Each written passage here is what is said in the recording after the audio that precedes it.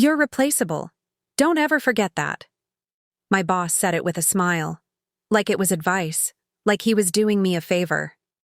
I was 25 years old, standing in his corner office with floor-to-ceiling windows overlooking the city I'd moved to 3 years ago with nothing but a suitcase and a dream.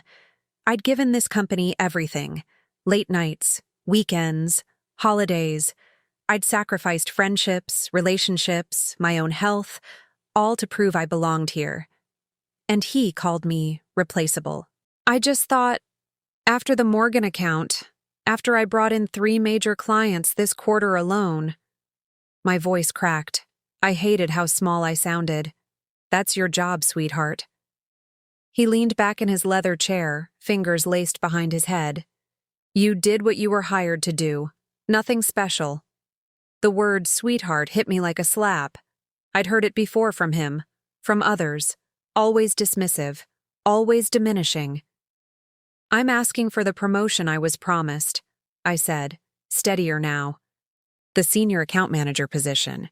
You said if I hit my targets? I said we'd consider it. He cut me off, already looking at his phone. And we have. We're going in a different direction. Marcus is getting the role. Marcus, who started 6 months after me, who I'd trained, who took credit for my ideas in meetings while I smiled and stayed silent because I didn't want to seem difficult. That's not fair. He finally looked up at me, eyebrows raised. Life isn't fair, honey. You're young. You'll learn. That's when I knew. I wasn't climbing any ladder here. I was the ladder. I walked out of his office with my face burning and my hands shaking. The entire floor was silent. Too silent. Those glass walls meant everyone had seen everything. Maybe they couldn't hear the words, but they saw me walk in confident and walk out broken. Sarah from accounting looked away quickly. Tom pretended to be fascinated by his keyboard. Even Jenny, who I'd considered a friend, suddenly had urgent emails to answer. Nobody said a word. I sat at my desk, the same desk I'd decorated with a small plant and a photo of my mom. The same desk where I'd eaten lunch alone more times than I could count, because networking drinks somehow never included me. Where I'd cried silently after my grandmother died because I couldn't take time off during peak season. My phone buzzed. A company-wide email. Please join us in congratulating Marcus Chen on his promotion to Senior Account Manager. His dedication and innovative thinking have been instrumental to our success. My innovative thinking, my strategies, my clients, his promotion. I felt sick. Hey, a voice behind me. I turned to see David, the IT guy who'd always been kind to me. He was older, maybe in his 50s, with gray hair and tired eyes. You okay? I'm fine, I lied. No, you're not. He glanced toward the boss's office. I've worked here 12 years. I've seen this happen before. Too many times.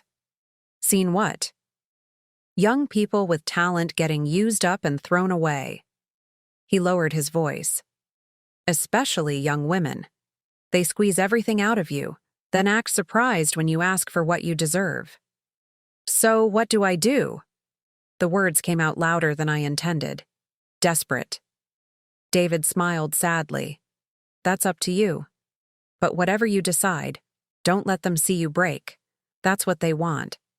That night, I sat in my tiny studio apartment with a glass of wine I couldn't afford and did something I'd never done before. I opened my laptop and started looking at my options. LinkedIn. Indeed. Every job board I could find. I updated my resume, listing every achievement, every client I'd brought in, every campaign I'd executed. Seeing it all written out made me realize something that twisted my stomach into knots. I was good. Really good. And they'd convinced me I wasn't. My phone rang. Marcus. I stared at his name on the screen, debating whether to answer. I picked up. Hey, did you see the email? His voice was bright, cheerful, oblivious. I wanted to tell you personally, but things moved so fast. Congratulations, I said flatly. Thanks. Listen, I'm going to need your help transitioning into this role. You know the clients better than anyone, and I want to make sure nothing falls through the cracks. Of course he did. You want me to train you, I said slowly. To do the job I should have gotten. Silence. Then, when you put it like that, it sounds bad. But we're a team, right? This is good for everyone. A team. Where I did the work and he got the glory. Sure, Marcus, I'll help you. Awesome. You're the best. Seriously. I knew I could count on you. After he hung up, I sat there in the dark, staring at nothing. Then something shifted inside me. Something cold and clear and sharp. They wanted me to train my replacement? Fine. I'd train him exactly what they deserved. The next morning, I walked into the office with a smile on my face. My boss looked surprised to see me so cheerful. Good attitude, he said, passing my desk. This is the kind of maturity we like to see. I smiled wider. Just doing my job. He had no idea what was coming. For 2 weeks, I was the perfect employee. I showed Marcus everything. How to manage the client relationships I'd built from scratch. The details of every account, every preference, every quirk. I created detailed spreadsheets, wrote step-by-step guides, recorded video tutorials. I was so helpful it was almost suspicious. But nobody questioned it. Why would they? This was what they expected from me. Compliance, obedience, gratitude for the crumbs they threw. You're really good at this teaching thing, Marcus said one afternoon, leaning back in what used to be my chair in what should have been my office. Maybe you missed your calling. I smiled. Maybe. What he didn't know was that while I was training him, I was also doing something else. I was documenting everything. Every email where I'd pitched the idea Marcus took credit for. Every client testimonial praising my work specifically. Every late-night message from my boss asking me to handle urgent tasks that somehow became Marcus's wins. Every meeting record showing who actually did the work. 3 years of evidence. 3 years of being invisible. Not anymore. Can I ask you something? Marcus said, interrupting my thoughts. Sure. Why are you being so cool about this? If I were you, I'd be pissed. I looked at him directly. Would you? He shifted uncomfortably. Well, yeah, I guess. But you're not me, Marcus. You've never had to be. The words hung between us. For just a second, I saw something in his face. Maybe guilt, maybe awareness. But it passed quickly. I didn't make the decision, he said defensively. I just accepted the opportunity. I know, I replied softly. That's exactly the problem. My phone buzzed. An email from a recruiter. The 3rd one this week. They were interested. Very interested. The interview was on a Thursday afternoon.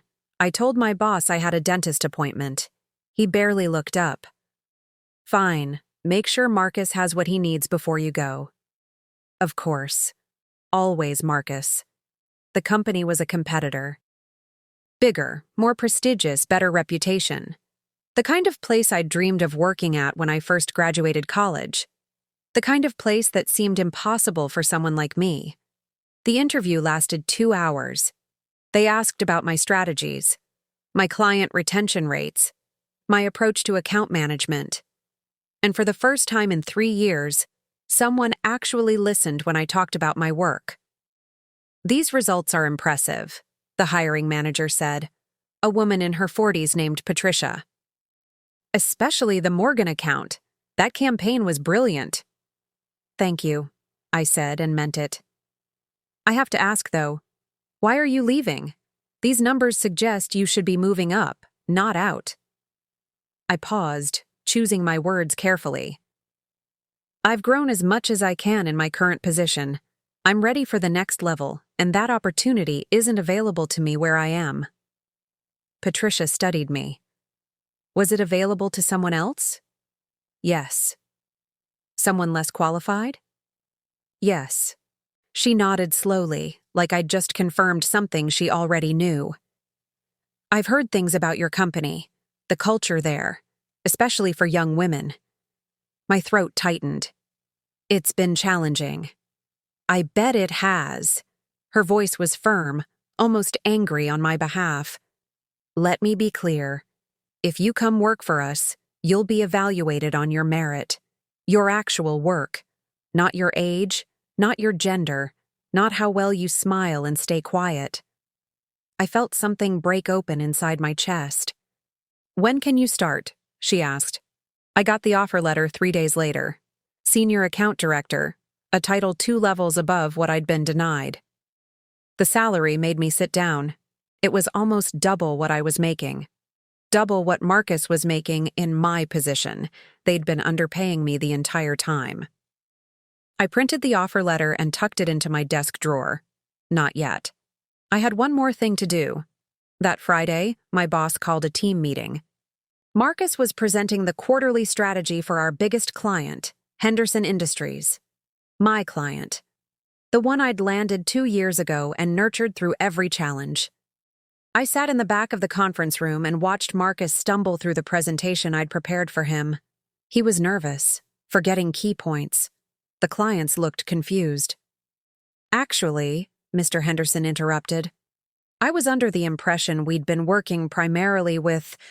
He looked around the room, his eyes landing on me. With her. I don't think we've spoken more than twice, Marcus. Marcus's face went red. Well, yes, she's been the primary contact, but as senior account manager, I oversee the strategic direction. The strategy she created, Henderson said flatly. I've been in this business 30 years. I know who's doing the real work. The room went silent. My boss jumped in quickly. We operate as a team here, Mr. Henderson. Everyone contributes. Then why isn't she the one presenting? Henderson stood up. Actually, why isn't she the one with the senior title? That's an internal decision based on various factors, my boss started. Like what? Henderson demanded. Because from where I'm sitting, you've got your star player on the bench while someone else takes the credit. I wanted to cheer, scream, cry. Instead, I just sat there, silent, watching everything unravel. Mr. Henderson looked directly at me. Do you have a card? A direct number? I stood up, walked to the front, handed him my business card. Call me next week, he said quietly. Let's talk about where you're going next, because I don't think it's here. The meeting ended in chaos. My boss tried to smooth things over, but Henderson and his team walked out early. Marcus looked like he might throw up. Everyone else stared at their phones, pretending they hadn't just witnessed a complete disaster. I went back to my desk, heart pounding. 10 minutes later, I was called into my boss's office. Again. What the hell was that? He was standing now, arms crossed, face red. I'm sorry? I kept my voice level. You undermined Marcus in front of our biggest client. You made us all look incompetent.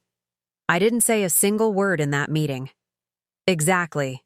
He pointed at me. You sat there silent, making him look bad. You should have supported him. Helped him when Henderson pushed back. The audacity was breathtaking. You wanted me to train him, I said slowly. I trained him. If he can't present the strategy I taught him, that's not my fault. Don't get smart with me. His voice was loud enough that people outside could definitely hear. You're on thin ice here, very thin ice. Am I? Something in my voice made him pause. What's that supposed to mean? I reached into my bag and pulled out a folder. Inside was everything. Every email, every documented conversation, every piece of evidence showing exactly who had done the work he'd given Marcus credit for. I placed it on his desk. This is 3 years of my contributions to this company. Real, documented proof, including the 18 clients I personally brought in, the campaigns I designed, and the revenue I generated. I paused. It also includes several emails where you promised me promotions that never materialized, and a few where you called me sweetheart and honey in professional contexts. His face went pale. I'm giving my 2 weeks' notice on Monday, I said calmly. I've accepted a position elsewhere. Senior account director level, and I'm taking my documentation with me. Unless, of course, you'd like to discuss a counteroffer that includes back pay for the work I did at a senior level while being paid as an associate. Silence. You can't do this, he finally said. I already did. I didn't wait for his response. I walked out of that office for the last time, and this time, I didn't care who was watching. But someone was waiting for me at my desk. David from IT, and he wasn't alone. There were 4 other people with him. Sarah from accounting, Jennifer from marketing, 2 guys from sales I barely knew named Ryan and Amit. They were all standing there looking nervous but determined. We heard, Sarah said quietly. The whole floor heard. My hands were still shaking. I'm sorry if I made things awkward. Are you kidding? Jennifer interrupted. That was the bravest thing I've ever seen anyone do here. David stepped forward. How much are they paying you at the new place? I hesitated, then told them. Sarah's eyes went wide. That's almost double what I make, and I've been here 7 years. That's almost triple what they started me at, Ryan added. And I have a master's degree. We stood there, the weight of that information settling over us like a cold blanket. They've been doing this for years, David said. Underpaying people, especially women, especially young people. Working you to death and making you feel grateful for it. I've watched so many talented people burn out and leave, blaming themselves, thinking they weren't good enough. When really, they were too good, Jennifer finished. Too good to waste here. I felt tears prick my eyes. For 3 years I'd felt alone, like I was the problem, like if I just worked harder, stayed later, smiled more, complained less, eventually I'd be valued. But it was never about my worth. It was about their greed. What are you going to do? I asked them. Sarah pulled out her phone. I'm updating my resume tonight. Me too, Jennifer said. Ryan nodded. I've been too scared to leave. Thought I needed this place on my resume. But if you can do it, we all can, Amit said firmly. They made us think we were lucky to be here. But we're the ones making this place run. Without us, they're nothing. David smiled at me. You started something today. Something that needed to start a long time ago. That weekend, I didn't just prepare for my exit. I reached out to everyone who'd ever been pushed down, passed over, or made to feel small at that company. I shared my story. I shared my documentation strategy. I shared the names of recruiters who were actually interested in talent, not just exploitation. By Sunday night, 12 people had updated their resumes. By Monday morning, 5 had interviews scheduled. The revolution wasn't loud. It was quiet, methodical, and absolutely unstoppable. When I walked into the office Monday morning to submit my formal resignation, my boss was already in a meeting with HR. Through the glass walls, I could see his face. He looked panicked. He should be. Because I wasn't just leaving. I was taking half his team with me, one way or another. And the best part? He trained me to do it. Every time he dismissed me, undervalued me, made me feel replaceable, he was actually teaching me the most valuable lesson of all. I was never the problem. He was. And now, everyone knew it. My resignation letter was simple, professional. 2 weeks' notice, effective immediately, thanking them for the opportunity. I didn't mention the new job. I didn't mention the documentation. I didn't need to. HR called me in within an hour. The HR director, Patricia, different Patricia from my new company, sat across from me with a forced smile.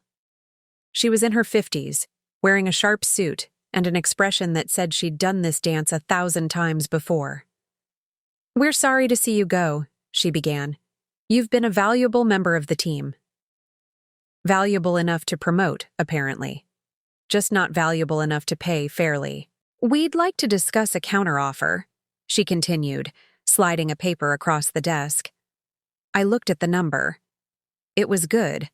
Better than what I was making. But still 15,000 less than my new offer.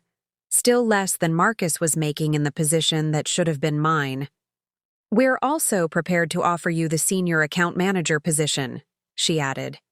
"Effective immediately. We recognize that perhaps the decision was made hastily, and we'd like to rectify that." Now they wanted to rectify it. Now, when I was leaving. "What changed?" I asked. "I'm sorry?" 2 weeks ago, I wasn't qualified for this role. I was told I needed more experience, more maturity, that Marcus was the better fit. What changed between then and now? Patricia shifted uncomfortably. "Sometimes these decisions require additional consideration." "Henderson called, didn't he?" I interrupted. "He called and said he's pulling his account unless I'm the one managing it." Her silence was confirmation enough. "And how many other clients called?" I pressed. "Because I've been here long enough to know that Henderson isn't the only one who knows I do the real work." "This isn't about the clients," she said, but her voice was weak. "It's only about the clients." I leaned forward. "It was never about my qualifications or my value. It was about keeping me small enough that I wouldn't ask for what I deserved, keeping me grateful enough that I'd accept the scraps. But the second your profit margin was threatened, suddenly I'm worth promoting." Patricia's professional mask slipped. "Look, I don't make the rules here. I'm just trying to do my job." "So was I said. "For 3 years, I did my job and everyone else's. I stayed late. I worked weekends. I sacrificed everything. And you know what I learned?" I stood up, leaving the counteroffer on the table. "I learned that loyalty is a one-way street here. You expect it from us, but you never give it back. You want us to bleed for this company, but the second we ask for basic recognition, we're demanding too much. If you leave, you'll be burning bridges," Patricia warned. "This industry is smaller than you think." I smiled. "Then I'll burn them bright enough that everyone can see exactly what this place really is." As I walked out, I passed Marcus in the hallway. He looked miserable. "Hey," he said. "Can we talk?" "About what?" "I didn't know," he said quietly. "About the pay difference. About how much you actually did. I swear I didn't know." I studied his face. He looked genuine. Maybe he really didn't know. Maybe he was just another piece in their game, too naive or too privileged to see how it worked. "But now you do," I said. "So what are you going to do about it?" He opened his mouth, then closed it. No answer. "That's what I thought," I said, and kept walking. Behind me, I heard him call out, "I'm sorry." Sorry didn't pay my bills. Sorry didn't give me back 3 years. Sorry didn't change anything. But what I was about to do would change everything. Because Henderson wasn't the only client I'd been talking to. And my new company wasn't the only one interested in what I had to say about how this place really operated. Sometimes the best revenge isn't loud, it's successful. And I was about to be very, very successful. My last day was a Friday. Poetic, really. I spent the morning doing exit interviews, signing paperwork, and watching my former boss avoid eye contact with me in the hallways. He knew what was coming. He just didn't know when. By noon, the news had spread. Not just through our office, but through the industry. 6 people from my team had accepted positions elsewhere. Sarah, Jennifer, David, Ryan, Amit, and 2 others who'd reached out privately. All of them got significant raises. All of them were leaving within the month. The company was hemorrhaging talent, and everyone knew why. But that wasn't the final blow. At 2 p.m., I got a call from Mr. Henderson. "I wanted you to hear it from me first," he said. "We're moving our account to your new company, specifically requesting you as our account director." "Mr. Henderson?" "Let me finish. I've also spoken to 4 other clients you've worked with. They're all following. Not because I told them to, but because they've been thinking the same thing I have for months. You're the reason they stayed, not the company." "You." My throat tightened. "Thank you." "Don't thank me. You earned this. And for what it's worth, I'm sorry I didn't speak up sooner. I saw how they treated you, and I should have said something before last week." After we hung up, I sat at my empty desk, already cleared of my plant, my photos, everything that made it mine, and let myself feel it. Pride, relief, vindication. At 4 p.m., my boss called an emergency meeting. I wasn't invited, but I could see through the glass walls. I could see his face as he explained to the remaining team that they were losing multiple major accounts. I could see Marcus, head in his hands. I could see the executives on the conference call screen clearly furious. David walked past my desk and handed me a coffee. Enjoy the show? Is that wrong? Hell no! He grinned. You know what the best part is? They still don't get it. They think this is about money or competition. They don't realize it's about respect. At 5 p.m. exactly, I logged out of my computer for the last time. I picked up my box of personal items. I walked to the elevator. Sarah was waiting there. We're getting drinks, she said. All of us. Everyone who's leaving. You started this, so you're definitely coming. I didn't start anything, I protested. You showed us we deserved better, Jennifer said, joining us. That's everything. That night, in a bar downtown, surrounded by people who'd finally found their courage, I felt something I hadn't felt in 3 years. Free. My phone buzzed. An email from Patricia at my new company. Your office is ready. Welcome to the team. We're lucky to have you. Lucky to have me, not replaceable. Lucky. I thought about my old boss's words. You're replaceable. Don't ever forget that. He was right about one thing. I'd never forget. But not because it was true. Because it taught me the most important lesson of my career. Everyone is replaceable to someone who doesn't value them. But to the people who matter, to the clients who trusted me, to the team who followed me, to the company that saw my worth, I was irreplaceable, and I just proved it. 6 months later, my old company lost 40% of their clients. Half their staff quit. Marcus left too, eventually, tired of cleaning up messes he didn't create. My old boss? Last I heard, he was transitioning to new opportunities, corporate speak for fired. Meanwhile, I'm leading a team of 12 at my new company, making more money than I ever imagined, working with clients who respect me, and every single person who left with me? They're thriving too. We didn't just leave. We showed everyone who came after us that they could leave too, that they deserved better, that replaceable is only true if you stay in a place that treats you like you are. My name is Emma. I'm 26 years old, and I'm not replaceable. I'm unforgettable.